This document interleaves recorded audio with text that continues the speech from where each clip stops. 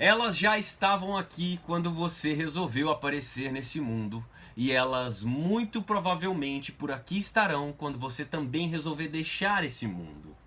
Elas fizeram parte de cada santo dia da sua vida e elas se miscuíram, meteram o bedelho em todas as esferas da sua existência.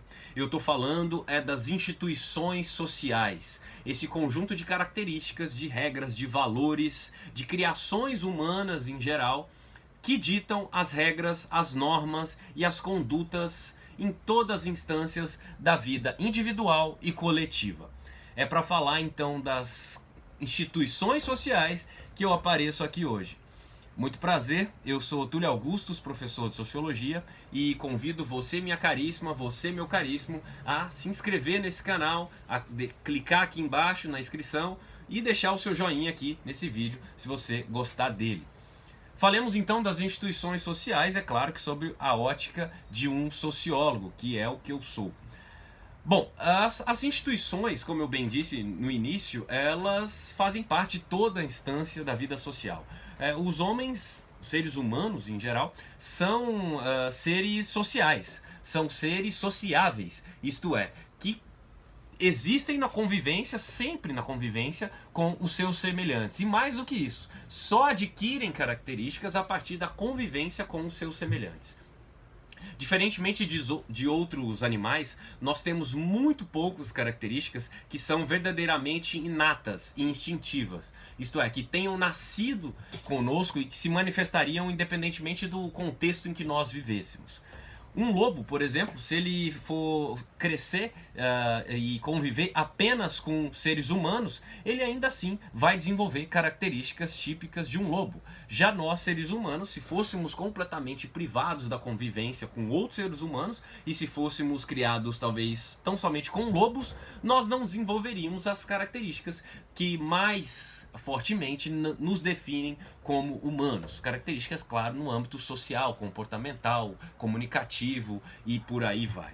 Isso porque nós somos criaturas muito peculiares e quem exerce esse papel de educação do ser humano, do nascer até os pés no túmulo, são as instituições sociais. E é por isso que elas têm um papel tão preponderante, tão determinante entre nós. Porque, a bem da verdade, todos os nossos comportamentos, quase todos eles, a imensa maioria, eles são socialmente construídos e adquiridos. Eles, portanto, não são biologicamente determinados, né? A socialização, o processo de socialização, via as instituições sociais, é o que nos torna humanos, é o que nos atribui características, hábitos, particularidades que nos tornam humanos, né? A imensa maioria dos comportamentos, dos hábitos, das regras que nós seguimos, das posturas que nós adquirimos, do nosso modo de pensar, de agir, de comer, de sentir,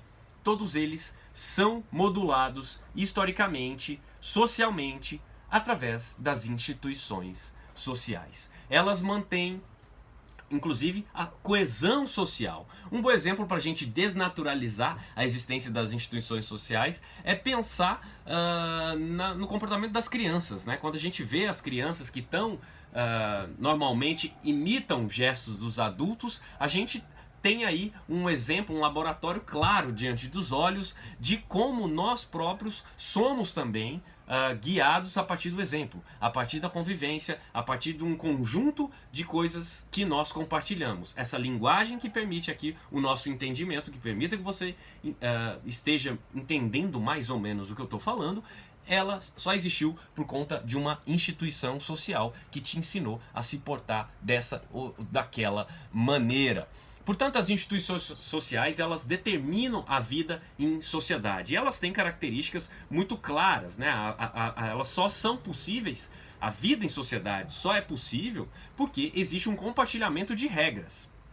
E essas regras mudam, claro, através da cultura, através da história, através das diferentes sociedades em que elas estão inseridas. Um bom exemplo das instituições sociais seriam a família, a religião, o Estado, a escola, as regras jurídicas, o casamento, as leis. Todas elas são construções humanas e que exercem o seu poder de regular a vida dos indivíduos. As instituições sociais têm, ademais, 3 características básicas. A primeira delas seria a autoridade moral, que é exatamente essa condição de impor comportamentos, normas que são compartilhados pelo grupo. Não é? Você reage de tal maneira no seu trabalho e de uma outra maneira na sua família, no ambiente íntimo, porque trabalho ou a empresa na qual você atua e a sua família são instituições com códigos de comportamento diferentes. A segunda característica seria a objetividade,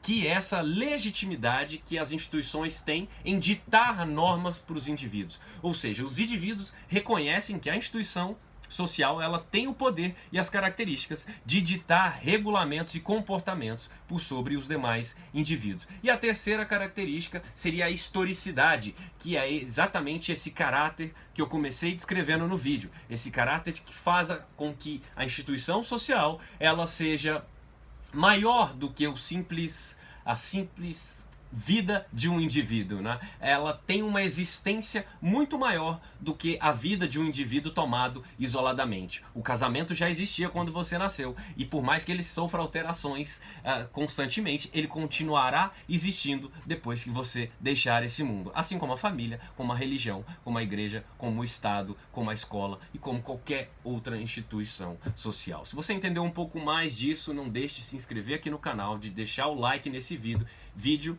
e de aparecer outras vezes para conversas como essa. Fico por aqui, um abraço e até a próxima.